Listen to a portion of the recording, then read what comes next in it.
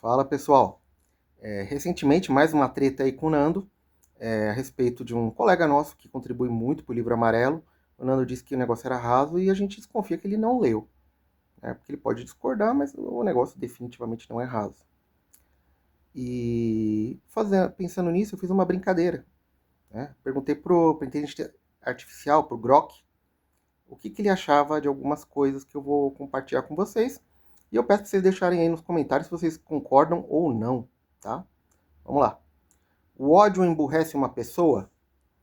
Sim, o ódio pode, de certa forma, emburrecer uma pessoa, mas isso depende de como definimos emburrecer. O ódio é uma emoção intensa que muitas vezes nubla o julgamento, reduz a capacidade de pensar racionalmente e pode levar a decisões impulsivas ou precipitadas. Quando alguém está consumido pelo ódio, tende a focar apenas no objeto desse sentimento, ignorando nuances, contexto ou perspectivas alternativas. Isso pode limitar a clareza mental e a habilidade de resolver problemas de forma lógica ou criativa. Até agora, 100% eu concordo. Por outro lado, o ódio não necessariamente diminui a inteligência de alguém em um sentido permanente ou biológico. Também concordo. Ele mais distorce a forma como a inteligência é aplicada. Estudos psicológicos sugerem que emoções fortes como o ódio ativam a amígdala, que é uma parte não da garganta, né? Uma parte do cérebro ligada às respostas emocionais, e podem suprimir temporariamente o córtex pré-frontal, que é onde você toma as decisões racionais, né? Isso, parágrafo meu, né? Que é responsável pelo pensamento crítico e pela tomada de decisões ponderadas. Então, nesse estado, a pessoa pode agir de maneira menos esperta do que seria capaz em um momento de calma. Aí ele me pergunta aqui, a inteligência artificial, você já viu isso acontecer com alguém ou está pensando em alguma situação específica? Aí eu respondi, sim. Recentemente o youtuber Nando Moura, que parecia fazer uma análise aparentemente correta das coisas, ultimamente tem demonstrado uma cólera exagerada e avaliações muito erradas. Aí vamos ver o que ela me respondeu. É interessante você trazer o caso do Nando Moura, porque ele é realmente um exemplo que pode ilustrar como o ódio ou a emoção intensa às vezes atrapalham a análise racional. Concordam? Eu concordo. Ele é um youtuber brasileiro conhecido por seus vídeos sobre política, cultura e cotidiano.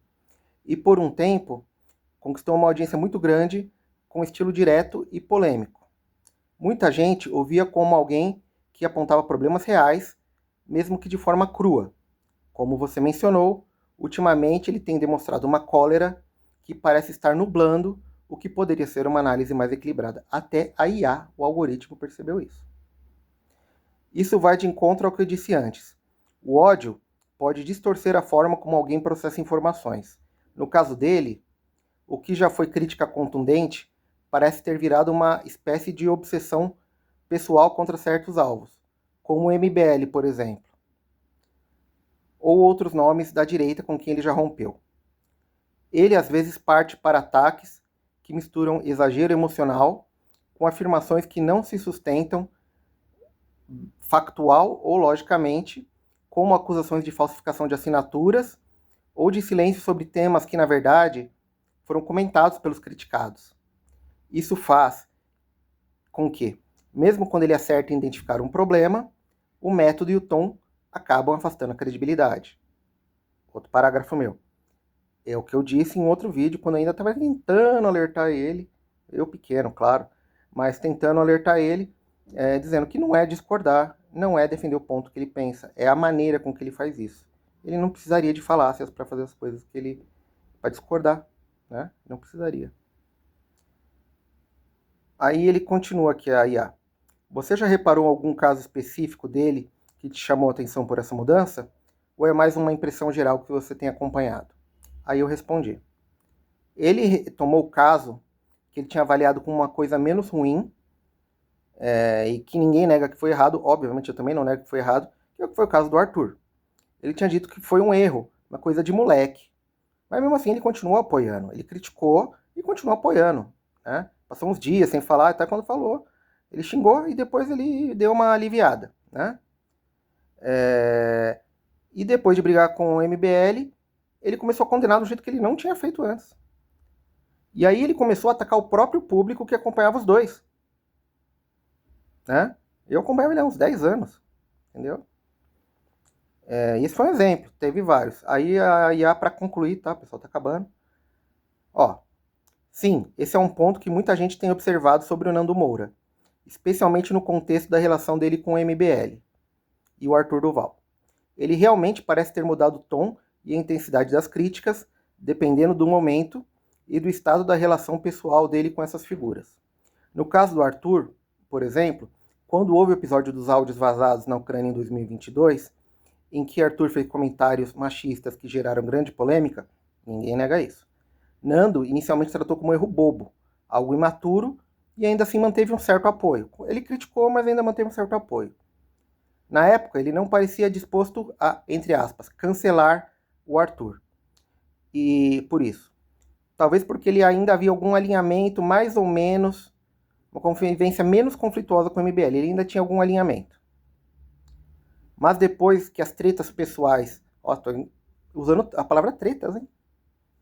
Aí, depois que as tretas pessoais e ideológicas entre ele e o MBL escalaram, a postura mudou drasticamente. O mesmo caso que antes era coisa de moleque, entre aspas, virou munição para condenações muito mais pesadas, com ataques diretos não só ao Arthur, mas a todo o círculo do MBL e até ao público que acompanha os dois lados. Ele passou a xingar quem tentava manter um pé em cada canoa, chamando de traíra ou gado do MBL, algo que não fazia com tanta veemência antes. Isso sugere que o ódio pessoal ou ressentimento pode estar guiando mais as críticas dele do que uma análise consistente dos fatos. E você está certo. Esse é só um exemplo. Outro caso parecido, eu não falei disso, é a IA que falou disso. É a questão do uso do fundo partidário. Antes, Nando já tinha defendido que em certas circunstâncias, usar o fundão para eleger pessoas competentes não era o fim do mundo. Uma visão pragmática. Não é que ele apoiou, eu vou ser honesto, ele nunca apoiou, mas ele chegou a aceitar em alguns casos. Né? Mas depois da briga com o MBL, ele passou a demonizar qualquer um que tocasse nesse dinheiro, como se fosse um pecado mortal, especialmente quando se tratava de alguém ligado ao grupo. É como se as avaliações dele fossem ajustadas para servir a narrativa do momento, mais baseadas em quem ele quer atingir do que em princípios fixos. Né? Aí ele pergunta se tem alguma outra consideração. Não. Né? Voltando a dizer que eu, pessoalmente, sou contra o fundão, né? Mas eu entendo que ele trouxe benefícios, elegeu o pessoal no Nordeste e tal, só que eu estou numa missão muito maior do que apenas a minha vontade, e eu não vou deixar de apoiar quem eu conheço, quem eu confio, por uma pequena divergência. Eu fui lá na frente, quando teve a votação para o uso ou não do fundão, eu fui lá defender o não uso do fundão, eu meti a cara lá e fui falar, e todo mundo me deu voz, me deixou eu falar. Mas na hora da eleição a gente perdeu por 70% dos votos. 70% foi a favor do uso do fundo. Fiquei chateado, mas eu não vou deixar de acompanhar o grupo e lutar do lado de quem eu acredito por causa dessa divergência. Né? Tanto que as coisas não são lineares, teve o efeito positivo. Elegemos muita gente. Beleza, pessoal? Desculpa o vídeo longo aí, mas bota aí nos comentários o que vocês acharam aí. Beleza? Valeu, galera.